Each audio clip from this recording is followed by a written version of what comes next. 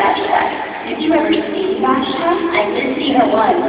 Just once. And I can tell you, she is nothing like Esther. In what way? Vashti is proud and haughty. People avoid her like a locust plague. But Esther, you just cannot dislike her, or even be jealous of her beauty. She has it, but she does not flaunt it. Bow before Haman, first prince of Persia. Lisa, look, it is one of the princes. Bow before Haman, first prince of Persia, by order of King Ahasuerus. Bow before Haman. That was Haman. He has been exalted above all the princes, and he loves every minute of his glory. Do not say that. You know how he hates the Jews. Suppose he hates you. And that loud-mouthed wicked, that was Jamshai, his dependent. He is almost as arrogant as Haman. If that could be possible. Misha, please. Well, I will tell you the story. I have no respect for either of them. And Haman especially. The only person he wants to benefit is But tell me, Varshan, how do the other women feel about Esther being chosen as queen? Are they upset with her? Are they jealous? Not at all, Mordecai. From what I hear, there has never been such peace in the house of the women. I am so glad to hear that Esther does not use her charm like some other women. It is as if she is not even aware of it.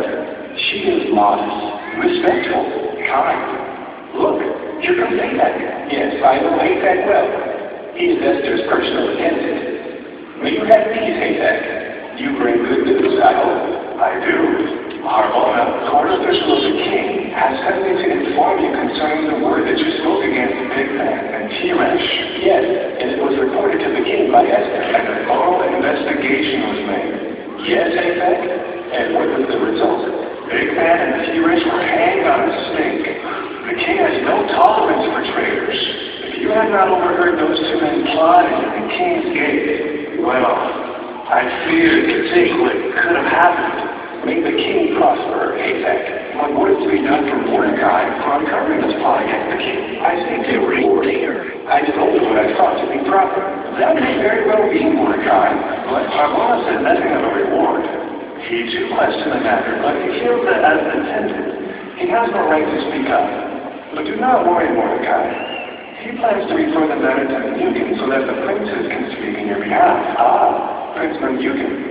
May you have peace. May you have peace, Arsham. And you too, Mordecai. You speak well, Hathach. And what Hathach has just reported is true, Mordecai. But what the king will do to reward you, we do not know. A record has been made of your loyalty to the king. With all due respect, I am not looking for a reward. I did only what I view as my duty. I am sure that anyone else would have done the same. Perhaps not, Mordecai. Bigthan and Teresh are not the only ones who would like to see the king deposed. Please, Arsham and Hathach, could I speak to Mordecai alone? You are a good man, Mordecai, and a trusted servant at the king's gate. The exposing of Bigthan and Teresh is the talk of the king's court. I did only what seemed proper, but there is a matter that troubles me deeply. What is it? It is the matter of Haman, the one who is now second only to the king. As you know, the king has made a commandment that everyone in the king's gate must bow down before Haman, because he has been elevated above all the other princes in the kingdom. Yes, I'm aware of that, but you, Mordecai, you refuse to bow to Haman. Why do you refuse to obey the order of the king? In this one thing, I must. But why? Do you see my attendant standing over there? Yes, I know him. He is Hilkiah. Yes, Hilkiah. Haman hates Hilkiah. Do you know why? Because he is a Jew. He hates all Jews. But let me tell you something. As much as Haman hates Jews, he hates you even more. He is incensed that you refuse to bow down to him.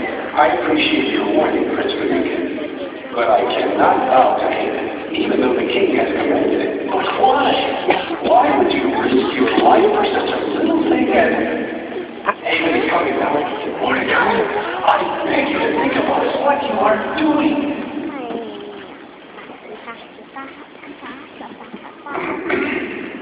Mordecai, you despicable Jew. Why are you continually sidestepping the commanded king. I do not disobey the commandment of the king, Haman. I am a loyal subject of King Ahasuerus. All the king's orders I readily obey, but in this one matter I cannot. How dare you refuse to obey the order of the king?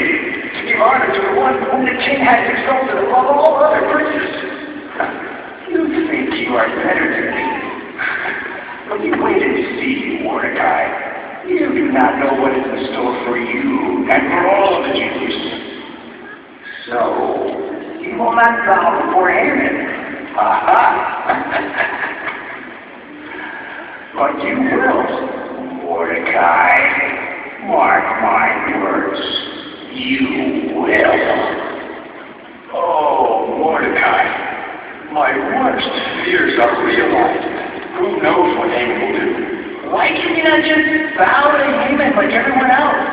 We are slaves to the Persians, Mordecai. Slaves. And Haman is second only to the king. And now you're going to get us all in trouble. Hilkiah, watch your tongue.